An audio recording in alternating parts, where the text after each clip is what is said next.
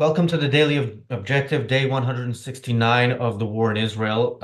So today we're talking about a different story. Yesterday, we mentioned this on the reality show yesterday, Morgan, the UN Security Council resolution proposed by the United States to call for a lasting ceasefire or whatever the wording of it was, and release of the hostages was vetoed by China and Russia. Under the claims that I'm sure they didn't like the call for release of hostages, but they also said wasn't it an urgent enough call for an immediate, lasting ceasefire. Basically, for Russia, it was very clearly not protective enough of their ally Hamas, who they have been supportive of, for forever, but also obviously since October 7th. Yeah, so Russia's support for Hamas, they showed it in their vote in the Security Council as they do, and then other Islamic terrorists, the Islamic State, attacked a concert in Moscow, killing over 130 people last we know. Of course, the death toll is not reported by the Gaza Health Ministry, so it's the final death toll does take It's time to. unreliable until they've had their say. Yeah, and it does take time. You don't start with a number. You actually, by the way, last I heard, they had not yet captured the terrorists. I Now, saw that they had none, oh, they had captured the terrorists. like just now, yeah. Okay, all right, and presumably they are treating them well. They are making sure they're comfortable. They're making sure they have enough food, water, 3 meals a day, comfortable sleeping arrangements, and so on, as they think terrorists should be treated. Right? This has been a demand of the West, of not just the West. Russia is not the West of the world, the international community. Russia being a major part of it and a major voice in support of Islamic terrorism. And yeah, this is where we are. Of course, truly innocent civilians died. This is Islamists being Islamists and following their religion to the letter, truly being a modern day version of their Prophet Muhammad. Morgan, your thoughts on this situation? Well, I mean, just to follow off what you said, if anyone knows anything about the reports about conditions that Russian soldiers have been living in whilst they've been invading Ukraine, the if the terrorists are treated as well as that, it'll be a living hell by all accounts. But I was very surprised to hear about this. Obviously there was the drone that exploded above the Kremlin, was it a few months ago? But if there was going to be an attack in Moscow, as the Russian government seems to want to imply, you would assume it would be coming from Ukrainians who are wanting to end the war. And so with these terrorists, there a suggestion that was floated about in the news, which I don't know if there's any credibility to and seems a bit too convenient, is that they were trying to escape towards Ukraine. And the reports of their nationality, which are unconfirmed right now, is that they're actually from Tajikistan, which is kind of, on to the south of Russia. And maybe they were trying to escape towards Ukraine, but it sounds just a bit too convenient. And certainly the Ukrainian government said that that's absurd, that there's any association between them. But maybe it's made more convenient as the Ukrainians have just attacked, I think, at least some brief reports I saw, as an oil rig in the Samara region of Ukraine. So it's probably useful to the Russian state to make that association for now. But certainly I was also surprised that it was coming from ISIS. They had fallen off the radar of international affairs in a way, at least since the killing of al-Baghdadi a few years ago. But yeah, and as to why ISIS would attack Moscow, that's a question that I've seen quite a few people asking, and it's a good question in a way. Certainly, if you think about, although it goes under various names, ISIS, ISIL, Daesh, whatever. In the case of ISIS, that's standing for the Islamic State of Iraq and Syria. And the Russians are big supporters of the Assad government in Syria. So Islamic State forces and Russian forces have been clashing. And presumably this is what's highlighted Russia to them as an enemy whom they're going to go strike in Moscow. So for people who are confused by this, because I think it is initially a strange story, that's basically why it seems that this has come about. Yeah, much of it is confusing. The Middle East generally is confusing. I don't know, unless you're going to be a scholar of Middle East studies, how important it is to know, it's basically an area run by medieval savages. Even the places where you see nice Western-looking skyscrapers, the ideas behind it is medieval savagery, but with an element of, look, we can have short-sighted Westerners spend their money here and make our lives more comfortable. So yeah, there's Syria has had its civil war for a long time. You can have a war where both sides are bad, and Syria is one of the best examples of that. The Assad regime is terrible. It is a terrorist supporting regime. ISIS or the Islamic State, or whatever you want to call them, is a terrorist organization, as we saw yesterday, as we always knew that this is their only reason for existing. And yeah, it's terrible again in terms of people in Russia who went to a concert and this is what happened to them. It is a product of the policies towards the Middle East and in general, the policies of picking winner. By the way, the U.S. does this unfortunately as well. The U.S. looks at bad people fighting bad people and tries to think who is less bad for us, and then picks a side. Israel does this as well. Israel does. We're talking about the war right now in Israel with the Palestinians, and there's talks about the PLO being the partner for peace because they're the more moderates, and again, the PLO having been the partner in '93 when the Oslo Accords were signed. Having been given the territories to control and run, that is what has led to October 7th and to all the murder that has happened in between. So, yeah, do I think anything's going to change because of this? Of course not. I mean, Russia might, kill some more people who probably deserve to die. But this is also a battle between evil and evil. Russia, the Russian regime is evil. But in the long run, or is anybody going to say, look, there's something uh, kind of consistent here. Wherever you have people following Islam seriously, you have this kind of mass murder and savagery. Maybe this is something we should look into and consider whether we are okay with. Well, yes, and it's interesting how I think people in the West, in their attitude towards ISIS, were much more consistent in understanding that these people are truly evil. And maybe that was because of the ISIS attacks and the broader Islamic terrorist attacks on the West. So there was something more visceral, a bit more close to home, so people would be less likely to speak up in their defense. And certainly, I think if people did, I'm trying to remember if I ever saw people protesting in their defense who were Western, and I don't remember it. If they did, I think they would have come under very serious criticism.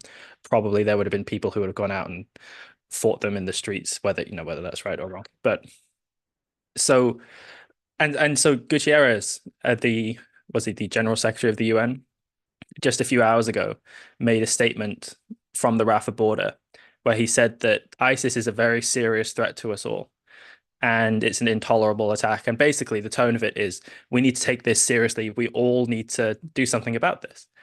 And yet, of course, in his attitude towards Hamas and a lot of Western people's attitude towards Hamas, it's in effect to downplay the threat and to imply that there's something wrong with the Israelis for going and fighting them. And the Israeli spokespeople and representatives, I haven't seen them mention it recently, but certainly for a while, were making the point that when Western governments went and fought ISIS, I think and Netanyahu made this point actually in his interview with Douglas Murray. When Western forces went and fought ISIS, I think in Mosul, if people were just talking all the time about you launched attack against ISIS and you killed X number of civilians. And if that was what the whole kind of international community was bearing down upon, then it would serve to undermine your ability to fight ISIS, a very serious threat that had killed a lot of people in brutal and awful ways. And it's interesting to see Gutierrez make that statement because when it comes to Hamas, he doesn't seem to see it the same way. Yeah, he might. I'm sure if you asked him, he'll say that they're bad, although there was that representative of the UN who said that they weren't a terrorist group and that because they're not on this official list or whatever. But it's strange to see the disparity.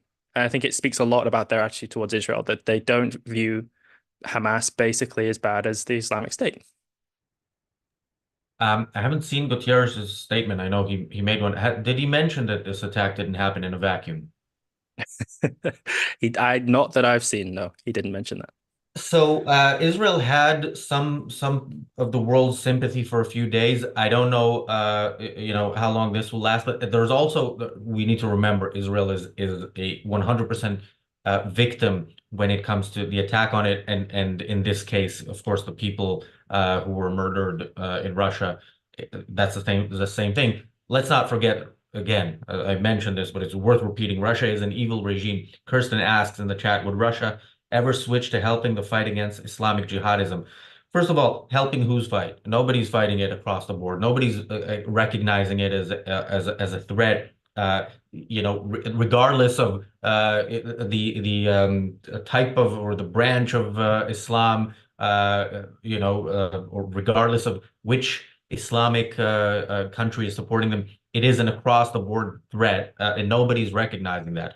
If Russia did recognize that and said, you know what, we're gonna fight against our closest friends, like Iran, like Hamas, Iran and their proxies, basically. That doesn't make Russia less evil. Russia is still an evil regime who is, attacking a country that deserves our support. So that would need to be put in that context as well. But again, I really hope, and I think this should be pushed, and this is why we kind of sarcastically titled today's episode, "Should Russia provide humanitarian aid to ISIS?" I think when these terrorist attacks happen, unfortunately they happen and they will continue to happen. We do need to point out that there is a hypocrisy, there's a double standard regarding Israel, and then we need to ask the question why. And I think the more we dig into it, which we do on this show all the time, the more sinister the results, the answers are. Yes, it speaks to a lot of people's, I guess you could say, hypocrisy or double standards around Israel. We've spoken a few times about just how many UN resolutions there are condemning Israel compared to other countries. I'm not sure about the number condemning Russia, but I think Israel's got 14 against it. If Russia has one or two, there's certainly not 14 against them. So yeah, it speaks to that very much. And as for how this is going to affect Russia, we're planning on covering this year quite a few number of elections. I don't believe we did any coverage of the Russian election because it barely qualifies as being called an election, I think. All the other candidates got about 3% and Putin got, was it 88% or something that I saw? It's not quite as bad as when, go on, what was the number? I don't remember the number, but yeah, Putin also, killed the Yeah. leader, or should be the person who should have been leading the opposition. So yeah, elections in Russia are kind of meant, I think, as a joke because I don't think anybody takes them seriously. And yeah, some of the responses yesterday, by the way, when I opened Twitter, and again, I don't know how much Twitter is a representative, but it's interesting to see that many people said, as such people like to say about bad things that happen in the world, that the Jews are behind it. I mean, there was actually a lot of claims, even after ISIS took responsibility. There were people saying, well, Mossad and CIA run ISIS and stuff that, you kind of hope that people say it to as pure propaganda and pure lies rather than believe it themselves. But I'm sure some of these people are, as we mentioned, I haven't seen Candace Owens comment on whether it's the Jews yet. But as we mentioned yesterday when we talked about Owen Jones and then Candace Owens, yeah, some people are evil and super intelligent. Some people are evil and really stupid. And both are a dangerous mixture, and both are in this camp that we should, you know, be clear about how evil they are and how they are the enemy that we should fight. I think the purpose of elections in countries like this is to to create basically what you might call plausible deniability. Now, I don't think it is very plausible, but I think that's basically the purpose that they serve. So that for the diehard kind of loyalists in the country, they can at least rationalize it that way and point to that. Now, it's not quite as bad as I think the election that was once held in North Korea, where Kim Jong-un got 100% of the votes, which is a record, I think. But 88%, if that is the number, if I'm remembering that right, that's extraordinarily high. And as you say, he killed Navalny.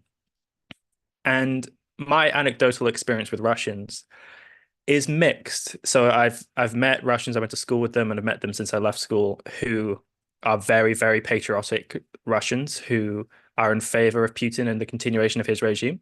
I think that's partly because mummy and daddy depended on him for their wealth, but also we do know about the opposition in Russia, and we know about people who very dearly want Russia to be ruled differently. Navalny was one of these people. The Pussy Riot band protest is very famous, and so it'll be interesting to see how this affects Russia. Unfortunately, with the election just gone and having been a complete stitch up, Putin's got at least 6 more years in there, and basically he'll be there until he chooses to go or dies. And if he'll ever choose to go, well, it seems unlikely. But what the questions which are being asked, which is how did the FSB, the Russian intelligence service, allow this to happen? Now, it isn't like other countries haven't suffered Islamic terror attacks, but for the Russians who are really patriotic, part of, I think, the rationale is that the government keeps us safe. We're kind of a maligned country on the international stage. Everyone's against us, and they fight for us. They keep us safe. The more and more that the Russian regime is shown to be incompetent in some ways, not able to win the war, subject to the kind of almost putsch by the leader of the Wagner forces, suffering from terrorist attacks that they can't stop, the more and more that the people who are supporting them can't rationalize that any longer. So it'll be interesting to see how this affects kind of popular support for the government in the next year or two. Yeah, and we I think one of the things we haven't done enough of is talk about Russia in recent months, and we now we're going to talk about them a bit more. But Russia, whether it's during the Soviet Union years or since then, basically since the fall of Nazi Germany, wherever bad things happen in the world, pretty much anywhere you can see the long arm of Russia somehow pulling the strings. Iran is working on its nuclear weapons, and that is supported by Russia.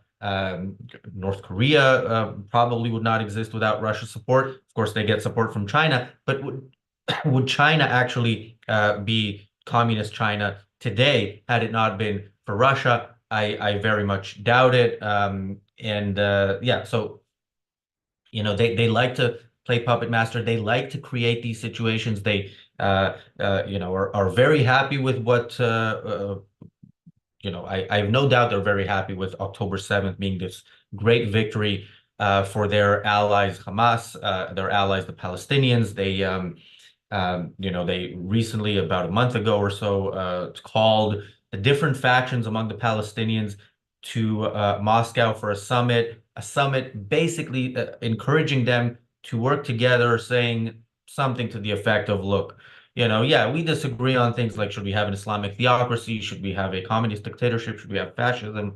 There's different options, but we really all agree on the important thing, which is Islamic terrorism is a good thing, and murdering Jews that way is what we should do and what we should strive to do more of. That is the essence of it. So Yeah, I think they don't like this particular incidence of Islamic terrorism, but it is not it's not a principled opposition to it because they are supportive of it and it will undoubtedly continue to support Islamic terrorists. Yes, it's been pointed out that the strange thing about dictators on the international stage at the moment is that ideologically they're somewhat diverse in a way. Now, I think in a deep sense they aren't, but when you're going back to the Soviet Union and China, North Korea back in the mid to late 20th century, they were all basically aligned along kind of communist lines, if you want to say.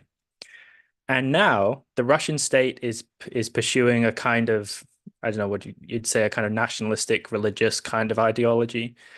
The Chinese nominally are still communist, but have, some peculiar mix, kind of more fascistic. The North Korean regime is still kind of nominally communist, but have their own ideology, which is called Juche or something like that. The Iranian regime is an Islamic totalitarian regime, basically. And it's strange to see them band together in effect, because I guess they see that their interests, their realpolitik interests, are aligned in some way. And that's an unfortunate development for countries in the West, because it would have been very useful if these people were more loyal to the less fundamental aspects of their regime. So in fact, I think they're clubbing together because they understand that they're enemies of the West and their dictatorships, and that they are going to find it harder to oppose Western forces or interests or security services, whatever, if they're acting in isolation. And yeah, it would have been useful for the Western countries if they had all splintered apart. So yeah, and yeah, as you said, it'll be interesting to see how this unfolds. So should we go into the I hope I'm wrong section where I say what I think should happen, but I know won't happen, but I hope I'm wrong and maybe it will happen. So what I'd like to see is, of course, the West not being wishy-washy on support for Ukraine, because I don't think the West is supportive enough of Ukraine. I think it took a while after Russia's invasion or additional invasion of Ukraine 2 years ago, because they started this war 8 years ago, or 8 or 10 years ago. It started a long time ago. Uh, Not being wishy-washy in their support. When they first saw it, they thought, okay, Putin is going to roll over Ukraine in a couple of days, and of course, the Ukrainians stood up and fought back in a really heroic manner, and then the West was like, okay, maybe we can support them a little bit. The threat of Putin being taking over a big chunk of Europe is a threat to all of us. And the threat of Islamic terrorism is also a threat to all of us. Remember, this enemy exists not just in the Middle East, but within our countries. Um, so yeah, I would like to see a sort of a clear identification of the issues of the supporters of different types of tyranny and oppression being the enemy, and actually Western liberal ideas being what we should strive for and what we should fight for. Again, this terrorist attack is definitely not going to do it. It's I'm going to be blunt. The scale of it is not large enough. The target of it is not important enough to the West, and it is a country that's problematic. But yes, this should be this again, like October 7th, like 9/11, like the hostage crisis in Iran. All of these should be wake-up calls. Of course, none of them are, and we are going further into the abyss.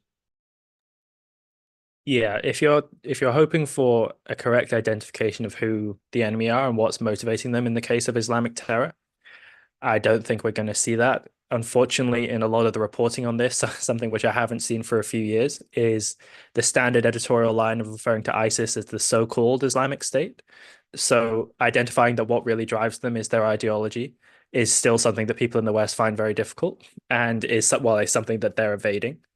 out of a desire, I guess, not to seem prejudiced against Muslims in their own country. And the idea of calling it the so-called Islamic State is to imply that they're not really Islamic or they're not really adhering to the precepts of Islam in a proper way, as if people in the West have, most of the people repeating this line, have a good enough conception of Islamic theology to really pick that apart at a deep level. I think you have to take it at face value that they are saying to you that this is what motivates them, this is what gets them out of bed in the morning to do the terrible things that they do, and that's how you have to understand it. If there were some communist terrorists who were going around and they were saying, "Look, I'm doing this to bring around the one of it, proletariat utopia," and people in the West were saying, no, but if you go read the finer parts of Das Kapital, Marx wasn't in favor of this. I think people would say you're being really neurotic and strange about this. They're saying this is what motivates them. And I even remember, and so part of the reason why I don't think we're going to get that correct identification is that if the attacks in the West, like in the mid 2010s, couldn't push people to identify what's motivating them, whether, the Westminster Bridge attack, or if we want to go back, the 7/7 bombings, 9/11, whatever, then I have no hope at all that an attack in Russia, which is basically viewed as a de facto enemy, is going to push people to identify it correctly now. Yeah. By the way, Russia is correctly viewed as an enemy. I don't know if we are. Oh yeah, I think we still are on the air. It is correctly identified as an enemy. But yeah, if we look back at moments that should have been turning points, and I think 9/11, if not before, then 9/11 should have been that moment. And we spoke about this was it yesterday, about how Bush's first reaction was to go days later and Christian-splain Islam and say this is Islam is a religion of peace, and the West has been following this line ever since. And the thing is, it's not a small minority somewhere in some country that decided actually this is how we're going to follow Islam. This is widespread. Many countries are founded on these ideas. They don't all currently send terrorists to the West to follow them through. They mostly follow them within their own countries, but it is widespread among Muslims in the Middle East, in other Muslim countries, and it is widespread among Muslims in the West, certainly in the UK, where we have multiculturalism baked into the laws. So basically, these communities are allowed to be the closed communities that they would like to be. And yeah, 9/11, going back to the 9/11 example, what we see from not just the approach towards Islam, but generally the approach towards warfare is Bush's military response was, first of all, to ask for permission from the UN, from America's supposed allies, to respond militarily, chose the easiest target to get a coalition around, which was Afghanistan, started with humanitarian aid. And yada, yada, yada, 20 years later, the same regime took power back. So this was a humiliating defeat to the US, and a great victory for Islamic terrorism that emboldened them at home and abroad. And of course, Israel has been doing this for decades as well. So yesterday is just another one of those moments in the growth of Islamic terrorism on all its factions. And yeah, there is unfortunately very little hope. Any final thoughts, Morgan? I've not made a deep study of Islamic radicals in the West, but I've seen a couple of documentaries where Western documentary makers will interview them, and in a very friendly way, in the sense that they want to bring out just their honest opinion of the West and what motivates them. And one of the things that I think is very striking, is that the thing that causes them to disrespect the West so sharply, I think we see this on the international stage, but this is more on the domestic level, is they disrespect our multiculturalism, in effect, our own weakness about our own culture. And what was really interesting was what came up a lot was the the lack of foundation for Western morality, in effect, or at least certainly the lack of foundation for the morality which pins up Western liberalism, if you like it, want to put it that way. So, and the documentary maker who I was seeing doing it was trying to kind of argue, look, there's a kind of foundation to human rights and the rule of law in the Western sense. And this guy was very resolutely in saying, no, look, we get it from this book. We have it right here. And that provides me with certainty. What do you have? And the interviewer was trying to sort of mumble around it. And when he left the interview afterwards, kind of was saying to the camera, it's really tough to argue with them because they've got this kind of certainty which they're deriving from this text. Whereas what do you have with Western liberalism? And he kind of said, yeah, you can kind of refer back to the Enlightenment, but what's even the foundation of that? So one of the factors that's playing into it and which emboldens the enemies is our lack of moral certainty, I think, in effect. And that's a way in which people should see that objectivism and its defense of morality and its grounding in foundationalism is really important and very sorely needed. Yeah, thank you, Iron Meerkat, for the super chat. Iron Meerkat says, Russia versus ISIS, I'll grab the popcorn. P.S. Gaza delenda est. And he continues later, pile of salt like Rome did in Carthage. Yes, I agree. And, Israel, should have turned Gaza into, a pile of whatever on October 7th, should do it now, should do it at any given moment, but certainly when the Islamists show their face like they did yesterday in Moscow. And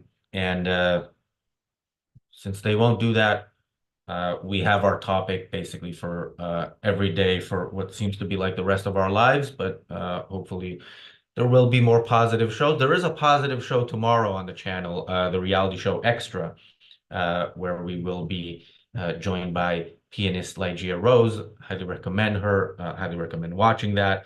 And to the person, there was a question earlier about bringing back the cutting edge. Hopefully, the cutting edge will come back soon, but it will be a members only show on the main channel for the foreseeable future. Even after the war, we will focus on cultural and political commentary with the Daily Objective 7 days a week, the reality show at this point 5 days a week, and hope we will. Yes, I see more bring back cutting edge. So yes, that is hopefully something that's going to happen, but again, not on the main channel. Some things are behind a paywall. More things can be done both behind a paywall and publicly. The bigger the Ayn Rand Center UK's budget is, and the more members we have at the higher levels and at all levels, the more we can do that. So if you are able to do so and interested in some of our additional content, consider clicking that link and becoming a member, a YouTube member, or a member from the website. Robin asks, I don't know where exactly the cutting edge will be behind which paywall when it comes back. That is it's not happening in the immediate future. So but yeah, do consider supporting our work, and many thanks to those who do. We will be back here tomorrow with the Daily Objective. Thanks, Morgan, and thanks everybody for watching. Bye-bye.